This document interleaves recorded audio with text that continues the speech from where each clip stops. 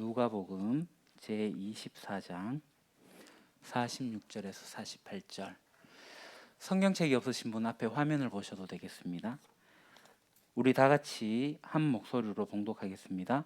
또 이르시되 이같이 그리스도가 고난을 받고 제3일에 죽은 자 가운데서 살아날 것과 또 그의 이름으로 죄 사함을 받게 하는 회개가 예루살렘에서 시작하여 모든 족속에게 전파될 것이 기록되었으니 너희는 이 모든 일의 증인이라.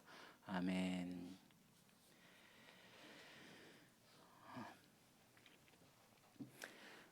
여러분, 사실이 아닌데 나는 죽었다가 살아난다 라고 주장하면 그건 이유를 막론하고 위험한 발상일 겁니다. 사실이 아닌데 그러면.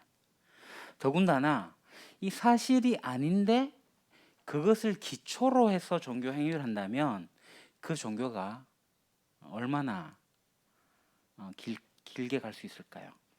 그런데 예수님은 자기 자신을 하나님이라고 주장했을 뿐만 아니라 십자가에 달려 죽었다가 다시 살아날 거라고 장담했었습니다.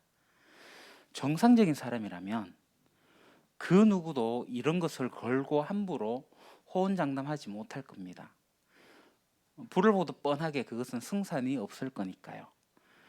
그 사람은 자기의 죽음과 함께 모욕스럽게 매장되고 말 겁니다. 결국 사기극이었다고 드러날 테니까요. 실례로 이 한국 땅에도 자기가 예수다라고 주장했던 사람이 죽었어요. 다시 살아나지 못했습니다. 이단들이죠, 소위 말하는.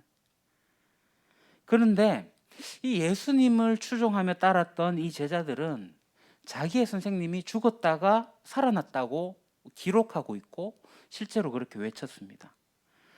사실 종교라는 것이 어떤 도덕과 정의와 윤리를 베이직으로 기초로 하는 것이 이 종교인의 기본 양심이라면 이 사기극을 겁없이 기록하지는 않았을 겁니다.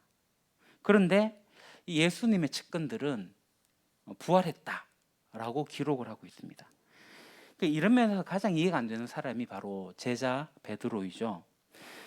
베드로는 밤에 그것도 일개 계집종 앞에서 자신의 스승인 예수님의 제자라는 그것을 부인했을, 그것도 3번이나 부인했던 그런 겁쟁이였습니다. 그런 겁쟁이가 부활도 안 했는데 적극적으로 돌변해가지고 부활했다, 이 사기극을 연출할 이유가 없을 것 같습니다. 그것도 그렇게 무서워했던 당국자들 앞에서 말이죠. 일단은 자기 양심부터 먼저 속여야 되겠죠. 거짓이라면. 그리고 그때 당시에 당국자들이 죽이고 잡아가기도 하는 그러한 악조건들까지도 감수해야 되는 상황도 있고요. 그런 상황에서 과연 부활했다, 이게 거짓이라면 부활했다라고 떠들 수가 있을까요? 상식적으로는 불가능합니다. 그냥 고향에 내려가지고 고기 잡는 게 100% 각본 아니겠습니까? 그러니 우리도 예수님의 부활에 대해 가지고 일단은 한 발짝 물러서 가지고 볼 필요가 있습니다. 그래서 객관적인 안경을 끼고 일단 이 부활이 어떻게 일어났는지 우리가 성경을 통해서 그 기록들을 좀 면밀히 살펴볼 필요가 있어요. 지금까지 우리가 지내왔던 예수님들의 행적과 또 그 예수님의 주장과 또 예수님의 부활하신 그 기록들이 매치가 되는지도 우리가 한번 살펴봐야 됩니다. 이게 만약에 말도 안 되는 사기극이라면, 만약에 이게 거짓 기록이라면 우리가 리서치를 하는 동안에 낌새를 챌 수 있을 거예요. 그러나 그것이 사실이라면 진정성도 느낄 수 있을 겁니다. 그러나 우리가 성경을 보지 않으면 알아낼 방법이 없습니다. 예수님께서 돌아가신 지 사흘째 되는 아침이었습니다. 새벽이죠. 안식 후 첫날 아침에 여인들이 장례향품을 챙겨가지고 이 무덤으로 이동을 해요. 그런데 도착해 보니까 막혀있던 돌담은 돌이 옮겨져 있고 그 안에 예수님은 계시지 않아요. 그래서 여인들이 소식을 전하죠. 그래서 화면요, 베드로와 요한이 소식을 듣고 이 무덤으로 달려갑니다. 이게 부활 아침에 있었던 소동이라면 소동이죠. 근데 이날 또 하나의 사건이 발생해요. 아침에 예수님이 안 계시더라. 무덤이 비었더라. 예수님이 부활하셨다더라. 이 소식을 듣고 고향 엠마오로 돌아가던 예수님의 두 제자들이 있었습니다. 그때 예수님이 나타나셨고, 그때 예수님이 그들에게 구약 성경을 풀어서 설명을 해주세요. 그리고 예수께서는 모세와 모든 예언자로부터 시작하여 성경 전체에 자기에 관하여 쓴 일을 그들에게 설명해 주셨다. 이렇게 이제 부활 아침에 무덤에서 그 증인들이 있고 또 실제로 고향으로 내려가던 이 제자들에게 예수님이 나타났어요. 이게 부활의 증인들이죠. 그래서 이 엠마오로 내려가던 제자들이 다시 돌아와요. 그 저녁에 제자들이 함께 모여 있습니다. 함께 모여 있는데 모두들 말하기를 주께서 확실히 살아나시고 시몬에게 나타나셨다 하는 것이었다. 그래서 그 두 사람도, 여기 엠마오로 가던 두 제자입니다, 길에서 겪은 일과 그리고 빵을 떼실 때에 비로소 그를 알아보게 된 일을 이야기하였다. 그렇게 하는 순간에 예수님이 스르륵 하고 나타나셨어요. 이제 그곳이 어디냐, 기록되지 않았지만 마지막 성만찬을 했던 마가의 다락방이 아닐까 추측해 봅니다. 그 제자들은 두려워 떨죠. 그럴 수밖에 없죠. 죽었던 예수, 부활한다고 얘기했지만 사실상 믿지 않았던 그들. 근데 그 예수님이 스르륵 하고 들어오신 거예요. 예수님이 평강을 전해요. 평안하라. 그리고 부활하심을 보여주셨어요. 너희들 부활을 믿으라 한 게 아니라 이제 부활을 직접 몸으로 보여주셨습니다.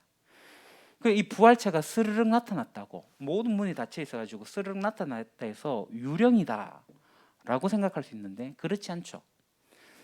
유령이면 보이지 않고 어떤 허상이어야 될 텐데 예수님은 오셔가지고 직접 살아계신 몸을 보여주셨죠. 왜냐하면 음식을 드셨어요. 유령은 음식을 못 먹잖아요. 구운 생선을 잡수셨어요. 이게 이제 예수님의 부활체의 모습입니다. 그러면 예수님이 이렇게 제자들에게 나타나신 용건이 뭘까요? 두 가지가 있어요. 이미 다락방에서 말씀하신 그 내용입니다. 이제 오늘의 본문의 내용이기도 하고요.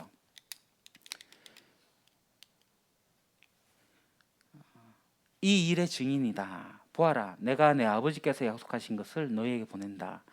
그러므로 너희는 위로부터 오는 능력을 입을 때까지 이 성에 머물러 있으라. 이게 뭐냐 하면 예수님이 제자들 찾아오셔가지고 두 가지를 얘기하시는데, 너희들 나의 증인이 되어줘. 너희들 성령을 기다려 라고 해주신 거예요.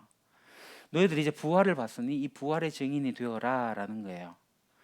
예수님께서 매우 구체적인 디렉션을 완벽하게 지시하셨습니다.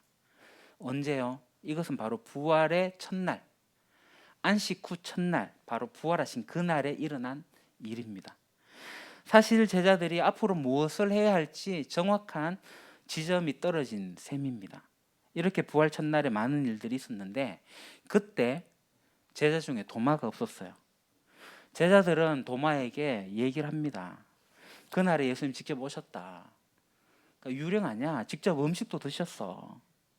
그런 이야기를 해주는데 도마는 믿지 못해요. 내가 예수님을 만져보지 않는 한 난 못 믿겠다. 그럽니다. 그럴 수밖에 없죠. 아직까지 부활에 대한 믿음이 없습니다. 그런데 이제 8일이 되는 날 예수님이 도마가 있을 때 또 나타나세요. 스르륵. 8의 뒤에 제자들이 다시 집안에 있을 때에 도마도 함께 있었다. 문이 잠겨 있었는데 예수께서 오시어 가운데 서서 너희에게 평화가 있기를 빈다 라고 인사하셨다. 자, 창조는 선포예요. 근데 부활은 증명해 보이십니다. 그래서 의심하는 도마에게 한번 만져봐라 라고 하십니다. 이게 이제 카라바조가 그린 그림이긴 한데 저는 만져보라고 했지만 진짜 도마가 만졌을까? 모릅니다. 성경에 만졌다라고도 기록되지 않고 여하튼 만져보라고 예수님이 하셨어요. 여하튼 그 만져보라고 하고 나서 바로 도마가 고백을 하잖아요. 혹시 도마의 고백을 아십니까? 도마가 대답하여 이르시되 나의 주님이시요 나의 하나님이시니이다. 이 말밖에 뭘 하겠습니까? 한 사람이 이 땅에 살았던 예수를 향해 가지고 나의 주님이시요 나의 하나님이십니다. 이렇게 고백한다는 거 쉽지 않습니다. 이제 부활이라는 것 앞에서 고뇌하는 한 인간의 모습, 이건 보통 사람들의 모습이에요. 의심하지 않을 수가 없습니다. 여러분은 부활을 의심해 보셨습니까? 다들 부활했다고 하니까 그냥 그게 믿어졌습니까? 사실 여러분 믿어진 것도 참 감사한 일이긴 하지만 이 부활에 대해서 생각해 보셔야 돼요. 이런 과정을 거치고 난 다음에 그 부활이 내게 돼야지 부활을 질감 있게 증거할 수 있지 않겠습니까? 아직 예수님의 십자가 사건을 이해하지 못한 제자들은 그 부활의 실체를 보고도 여전히 이해를 못했어요. 좀 허탈한 심정이 들었던 것 같아요. 예수님이 부활하셔갖고 계속 쭉 계셨으면 또 달랐을 문제인데, 예수님이 동해 번쩍 서해 번쩍 갑자기 나타나시니까 잘 몰랐던 거예요. 이 사람들이 지금 예루살렘에 있다가 그들의 고향으로 돌아가요. 갈릴리로. 한때 3년 전에 꿈을 가지고 예수님을 쫓던 모든 일들이 일장춘몽이냐 그냥 폭풍이 휘몰아친 듯이 그냥 해석되지 않은 거예요. 과거 3년의 경험을 정리하지 못한 채 그냥 진공 상태에 빠져 있는 거죠. 모여 있습니다. 죽으셨는데 부활의 실체도 봤는데 이게 명확하지가 않은 거예요. 배가 고프니까 고기 잡으러 가자. 베드로가 그러죠. 나는 고기 잡으러 갈란다. 고기 잡아요. 그러니까 이제부터 3년 동안 그렇게 추종하며 따라왔던 그들의 인생을 3년이라는 세월을 생각해보고 나니까 지금 허무한 거예요. 어떻게 앞으로 살아갈지 모르는 거죠. 그러니까 지금 7명의 제자들이 밤에 나가서 밤새도록 물고기를 잡습니다. 근데 한 마리도 잡지 못해요.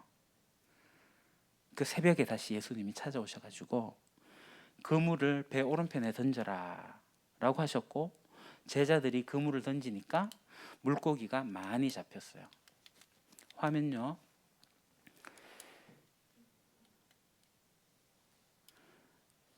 그들이 들 수 없을 정도로 그물에 많은 물고기가 잡혔습니다.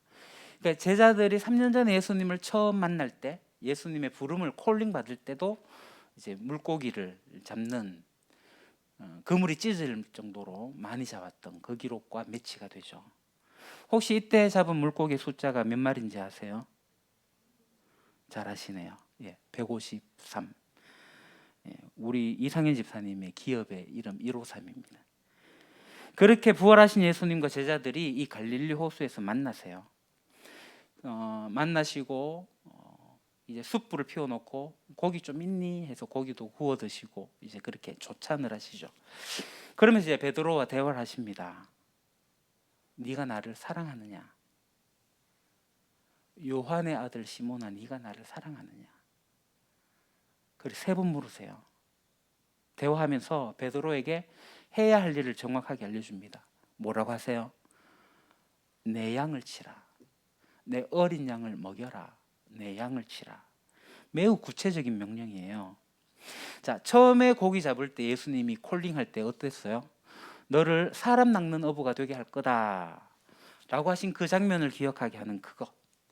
지금 이 갈릴리 바다 그 현장에서 예수님이 부활하셔가지고 다시 오셔가지고 그 베드로의 방향을 다시 재설정해 주시는 거예요. 내 양을 치라. 지금 이제 베드로 수익권을 기념하는 교회 앞마당에 있는 조형물이에요. 예수님과 베드로의 모습이죠. 양육하라고 하는 거예요. 목회하라고 하는 거예요. 이것을 목양이라고 하는 겁니다. 예수님께서 3년 동안 해오신 게 뭐냐면은 목양이었어요. 얼마나 수고해 오신 것이 목양이었는데, 이 목양을 이제 베드로에게 위임, 이양하시겠다는 거예요. 비록 베드로는 예수님을 모른다고, 난 그를 모른다고 3번이나 부인했지만 예수님께서 베드로의 손을 잡아주시는 거예요. 이제 네가 잘 이끌어봐. 앞으로 교회 시대를 내다보면서 하시는 포석인 거죠. 자, 예수님을 잡아 죽인 대제사장들이 무서워가지고 갈릴리로 불이 나게 도망 나와 있는 이 제자들에게 예수님은 이제 이 갈릴리를 다시 떠나라, 예루살렘으로 가라고 하십니다. 그래서 제자들은 유대 지역으로 이동을 해요. 사실 유대 지역 예루살렘 어떤 곳이에요? 위험한 곳입니다. 예수님을 죽인 예수님의 추종자들을 잡아가는 그런 곳이에요. 다시 그곳에 가야 된다. 그러니까 예수님이 부활하신, 그래서 갈릴리에 모여있던 그들에게 예루살렘으로 가라라고 구체적으로 방향을 지시해 주시죠. 일단 제자들은 거기에 순종합니다. 무슨 일이 거기에서 일어날지 모르겠지만 보따리를 사는 거죠. 아마도 이들은 죽었던 예수가 다시 살아나셨다, 그 사실을 목격했기 때문에 어쩌면 우리도 죽었다가 다시 살아날 수도 있다, 이 죽음에 대한 공포를 조금 밀어내지 않았을까, 그렇게 생각을 합니다. 그러니까 우리가 섬겼던 이 주님이 살아나셨으니까 우리가 잡혀가 죽어도 우리도 다시 살아날 거야 라고 생각을 했을 것 같아요.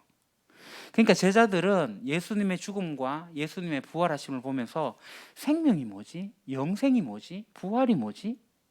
이런 명제들로 그들은 머리가 복잡했을 거예요. 예수님이 죽었다가 다시 살아난 이 시점에서 그들은 인간의 궁극적인 질문들을 계속 반복했을 겁니다. 되뇌었을 거예요. 예수님께서 3년 동안 가르쳐 오셨던, 그렇게 강조하셨던 그 단어들이 이제 사색되기 시작한 거고 성찰되기 시작한 거예요. 왜냐하면 이제 난 잡히면 그곳에 유대 땅에 가면, 예루살렘에 가면 잡힐 텐데, 어쩌면 나도 죽을 텐데, 그 생각이 안 날 리가 없죠. 사는 게 뭔지, 영생이 뭔지. 베드로는 얼마 전에, 불과 며칠 전에 3번이나 모른다고 부인했던, 왜냐하면 그 자리에서 잡히면 자기도 십자가형을 취하니까 그렇게 부인했던 그 사람입니다. 근데 지금 또 거기에 부딪힌 거예요. 생명이 뭐지? 영생이 뭐지? 내 존재가 뭐지? 부활이 뭐지? 죽는 게 뭐지? 근데 예수님은 예루살렘으로 가라, 그리고 그 예루살렘에 가서 떠나지 말라라고 하시니까 이 제자들이 이제 행동을 옮깁니다. 이제 지금 갈릴리로 떠나와 있던 이 제자들이 예루살렘으로 방향을 전환해 가지고 가는 거예요. 왜요? 새로운 사명이 생겼잖아요. 새롭게 그곳에 가서 할 일이 생겼어요. 새롭게 그곳에 갈 에너지도 생긴 거예요. 그전에는 숨어 있었는데, 자기 고향에 돌아와 있었는데, 이제는 다시 그 중심지 예루살렘으로 돌아가는 거예요. 용기가 생겼습니다. 왜 이렇게 됐을까? 왜 이들이 변화되었을까? 확신인 거예요. 부활하신 예수님을 이제 간헐적으로 만났고 실제적으로 만났고, 목숨을 부지하려고 3번이나 모른다고 부인했던 베드로였어요. 근데 이렇게 행동으로 옮깁니다. 웬만한 동기가 아니면은 새로운 프로젝트로 목숨을 걸진 않을 거예요. 베드로를 비롯한 이 7명의 제자들과 그 외의 제자들이 이제 함께 모이기 시작합니다. 아마 그들은 모여서 많은 이야기를 했을 거예요. 진짜 나 예수님 만났는데, 뭐 이 고민도 했을 거고, 회의도 했을 거고, 같이 기도도 했을 거고. 그래서 갈릴리로 찾아오신 그 예수님의 말씀을 듣고 그것이 계기가 되었을 거예요. 이제 제자들이 할 일이 생긴 거죠. 예루살렘으로 가는 겁니다. 그 예루살렘을 가는 길에 주변에 많은 사람들에게 이 비전을 나눈 게 확실합니다. 이 비전의 공유 없이 다시 예루살렘에 모일 수가 없거든요. 그 연락망을 통해서 예수를 따르던 제자들 12제자 말고, 그러니까 지금은 11명이죠. 나머지 제자들과 함께 모입니다. 핵심 멤버들이 모여요. 이제 뜻을 같이 하는 사람들. 아마 이때 예수님의 동생 야고보와 유다도 이 예루살렘으로 향했을 것 같아요. 자세한 기록은 없지만 부활하신 예수님이 동생을 찾아갔다고, 야고보를 찾아갔다고 성경이 말해주고 있으니 이 동생 야고보도 부활하신 예수님을 만난 거죠. 형님을 만난 거예요. 그래서 이 예루살렘의 교회의 지도자가 되거든요. 이 갈릴리 핵심 멤버들, 예루살렘의 핵심 멤버들 다 모여보니까 한 120명쯤 되었던 것 같습니다. 며칠 뒤에 그들이 모여서 기도할 때 120명이 다락방에 모였었거든요. 그러니까 예수님이 이제 부활하시고 이제 바로 승천하신 게 아니라 이 땅에 계셨던 게 모두 며칠이냐 하면 40일이에요. 40일. 그러니까 많은 사람들은 예수 부활 승천, 우리가 좀 전에 보는 찬양이 가사 그렇잖아. 예수 부활 승천하시니까 부활 승천이 바로 이어지는 것 같지만 40일이라는 시간이 있었어요. 그가 고난 받으신 후에 또한 그들에게 확실한 많은 증거로 친히 살아계심을 나타내사 40일 동안 그들에게 보이시며 하나님 나라 일을 말씀하시니라. 이 40일 동안에 뭐 하셨어요? 예수님이 3년 동안 말씀하셨던 하나님 나라, 40일 동안도 하나님 나라 말씀하셨어요. 부활하시고도 하나님 나라를 이야기하신 거예요. 그러니까 3년 동안 하나님 나라는 이와 같으니 천국은 마치 계속 하나님 나라를 이야기해 오셨다가 40일 동안에 압축해가지고 복습해가지고 소위 말하는 집중적 꼭 집어 포인트 과외 뭐 그런 거 핵심을 가르친 거죠. 그 핵심이 뭐냐면 내가 이렇게 가르쳤던 것들 내 몸을 봐 부활했어 이거예요. 친히 살아계심을 나타내시다. 예수님은 죽으셨지만 다시 살아나셨다. 예수님께서 죽으시고 부활하셔서 하나님 나라를 여셨다 이거예요. 사랑하는 유림 가족 형제자매 여러분, 여러분은 부활을 어떻게 이해하십니까? 저는 예수를 믿고도 부활의 의미를 잘 몰랐어요. 고등학생 때 그냥 부활하는 갑다 그 정도였어요. 고민이 없었어요. 부활하셨다고 하니까 그런갑다 이렇게 했어요. 그러다가 이 부활에 대해서 묵상을 하게 되고 부활의 의미를 알아가게 되고 공부하다 보니 하나님 나라의 핵심이 바로 부활이구나. 우리가 영원히 죽지 않고 살아간다는 것은 죽어서 부활하는 거구나. 불로장생하는 영생이 아니에요. 그래서 부활의 의미를 알아가기 시작했어요. 예수님이 말씀하신 영생은 그 핵심은 바로 부활입니다. 죽어야 부활하는 거예요. 자, 예수님께서 엠마오로 내려가던 제자들에게 나타나셔가지고 무슨 말씀을 하셨어요? 성경 이야기 하셨어요. 구약 이야기. 구약을 풀어서 설명을 하셨고 그때 제자들의 마음이 뜨거워졌다라고 얘기를 합니다. 그 마음이 뜨거워질 때 예수님이 보이셨어요. 함께 하고 있는 그가 누군지 몰랐어요. 근데 풀어서 설명할 때 마음이 뜨거워졌고 떡을 떼게 될 때 예수님이 보인 거예요. 그들이 그때서야 예수님 부활이 보인 거예요. 여러분은 성경을 읽으시면서 어떤 성경을 풀어서 해석하게 될 때 또는 설교를 통해 가지고 이 뜨거워진 경험이 있습니까? 아니면 성경을 읽으면서 가슴이 막 뛴 적이 있으십니까? 아니면 성경을 읽으면서 내가 잘못했구나 깨달아지면서 회개하신 적이 있으십니까? 그렇게 방향을 전환해 보신 적이 있으십니까? 여러분, 성경을 통해서 부활을 설명할 수 있어야지 진정 예수님 만난 거라고 할 수 있습니다. 자, 그리고 또 하나, 목양은 목사가 하는 게 아니에요. 모든 그리스도인이 예수님을 사랑하는 사람이 하는 것이 목양입니다. 자, 로마 가톨릭 전통에서 잘못된 게 있어요. 화면요. 아까 보셨다시피 이게 베드로 수익권 기념교회라거든요. 베드로에게 목양의 권위가 위임된 거라고 생각합니다. 그래서 목양은 베드로에게만 위임됐다. 그러니까 베드로가 초대 교황이잖아요. 예수님의 권한이 초대 교황에게 위임됐고 교황에게 계속 그 권한이 위임돼 있어요. 로마 가톨릭은 교황의 말이라면 모든 게 다 해결됩니다. 왜요? 예수님의 권위가 그들에게 가 있으니까. 그 권위가 사제들에게 위임돼 있습니다. 그래서 사제주의가 만들어져요. 사제주의. 개신교가 이제 종교개혁을 로마 가톨릭에서 종교개혁을 하게 될 때 하지 못한 게 있는데 저는 이게 사제주의라고 봅니다. 아직 개신교가 개혁하지 못한 부분이에요. 목양은 목사만 한다. 아닙니다. 예수님을 따르는, 예수님을 사랑하는 모든 사람이 왕 같은 제사장이고, 그래서 이 제사장 역할을 감당하면서 목양은 모든 그리스도인, 예수님을 사랑하는 사람들이 하는 거예요. 내 양을 치라, 내 어린 양을 먹이라. 예수님의 이 음성을 우리가 다 들을 수 있어야 됩니다.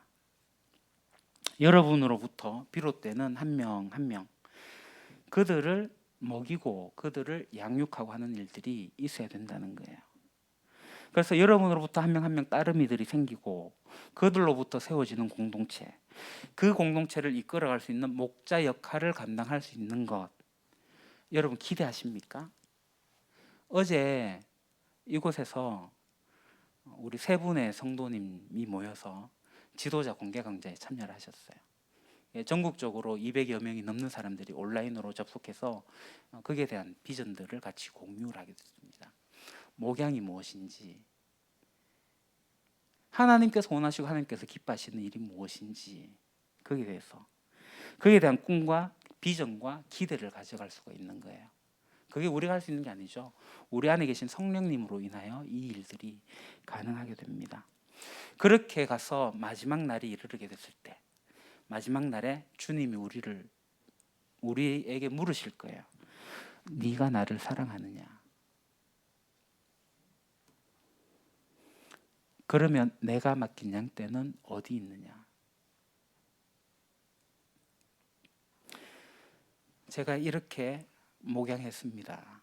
이들이 나의 의의 면류관이고 나의 기쁨입니다라고 고백할 수 있는 것, 이 비전이 오늘 우리에게 있냐는 겁니다. 모쪼록 여러분들이 부활의 증인으로서 성령님의 이끌림을 받으셔서 하나님을 기쁘시게 하는